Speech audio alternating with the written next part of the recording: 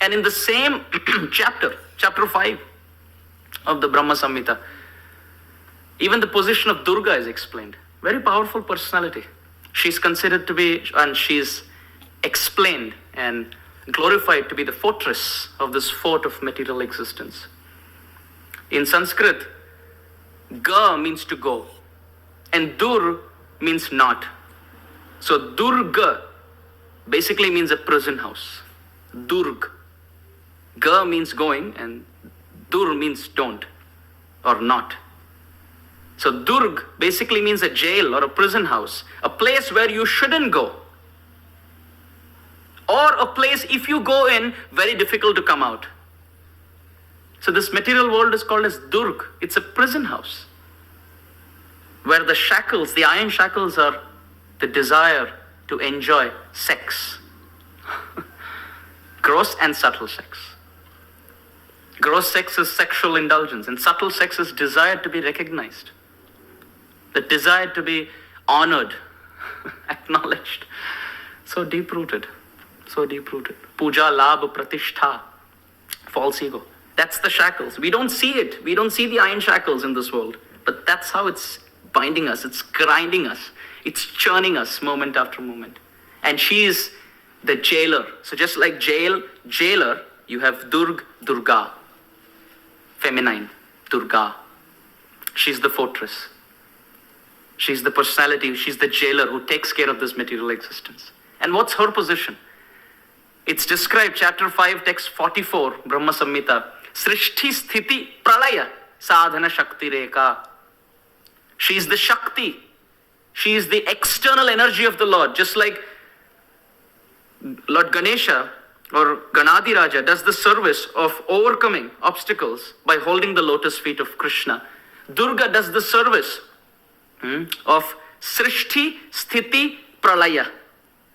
But as the external energy, she helps in creation, maintenance, and destruction.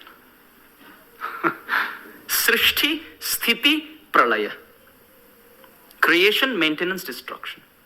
Shakti Reka. She is the only energy of the Lord, the external energy, the fortress, the jailer of this material world.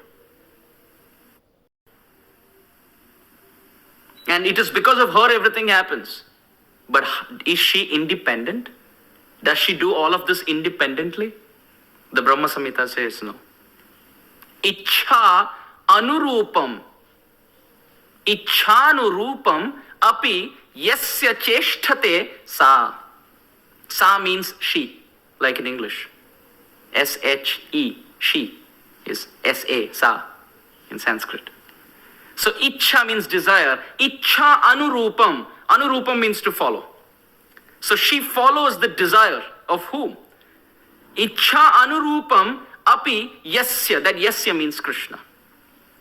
Cheshthate, acting.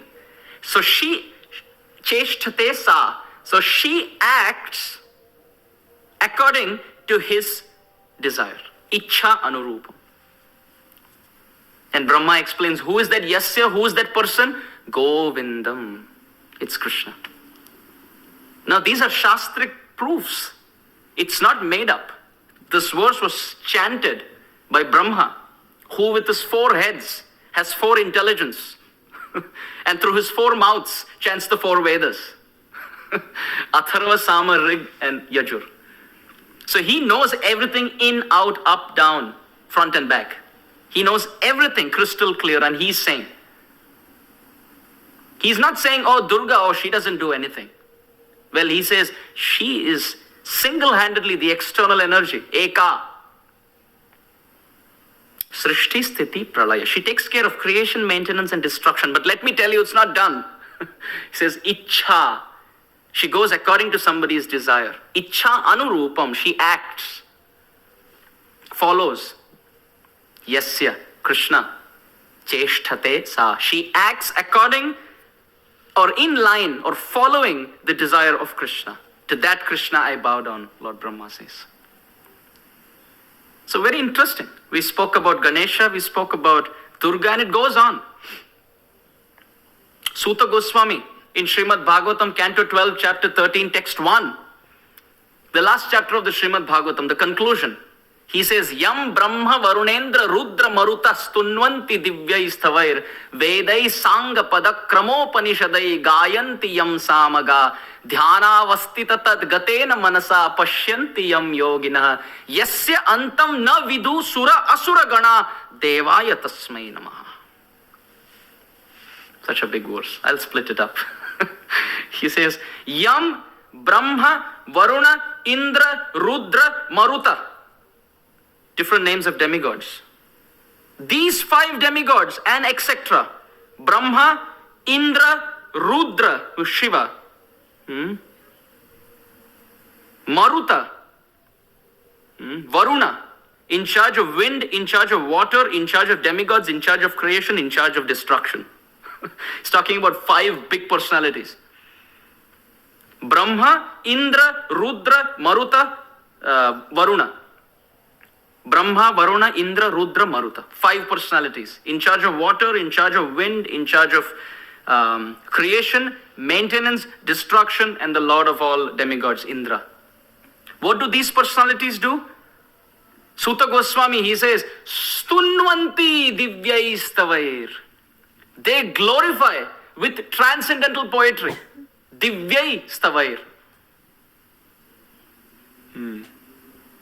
There's a difference between stava and stotra. Subtle technical difference. Sometimes we find and this is called Mukunda Mala Stotra. Stotra means poetry or glorification. But Rupa Goswami's work is called Stava Mala, or Raghunath Das Goswami's work is called Stavavali. What is the difference between stava and stotra? Both come from the root word stu. But stotra is repeating the conclusions of the previous acharyas. While stava is the natural, spontaneous, outpouring, heartfelt effusions from the heart of the acharya. So he's not planning to write it. He just sits down and it's just pouring and he starts writing it. That's stava. So these personalities, what do? Stunvanti Divyai Stavair. On the spot with transcendental poetry, they go on glorifying Krishna. Stunvanti. And what do they use as support? Vedaihi, using Vedas. Sa Anga, with all the other corollaries. Upanishadai, using the Upanishads. Gayanti, they keep singing.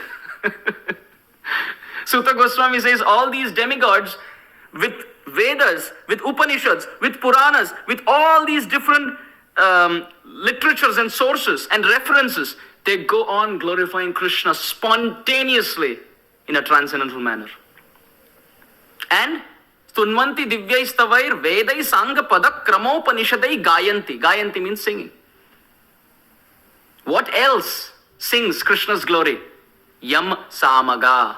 Samaveda, every verse of Samaveda sings Krishna's glory. And Samaveda is considered to be higher than the other Vedas because Krishna says, Vedanam Samavedosmi. Among the Vedas, I am Samaveda.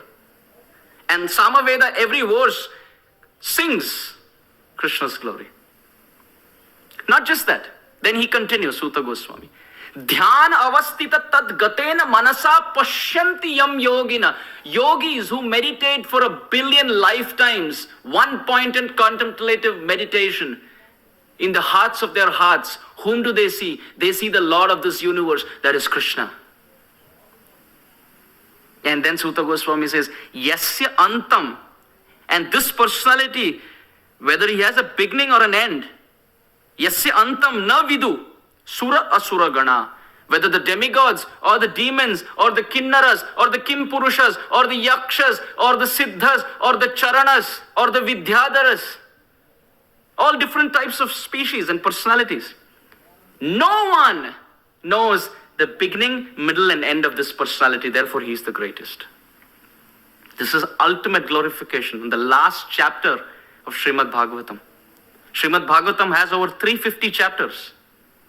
And in the last chapter, it's the conclusion, and Suta Goswami is giving jewels through poetry. And he's saying, Devaya Tasmai Nama. To that personality, I bow down. So Suta Goswami, he says Krishna is God. Durga is connected to Krishna following the instructions of Krishna. Lord Ganesha keeps the lotus feet of Krishna on his elephant head to do his service. What else? Let's move on.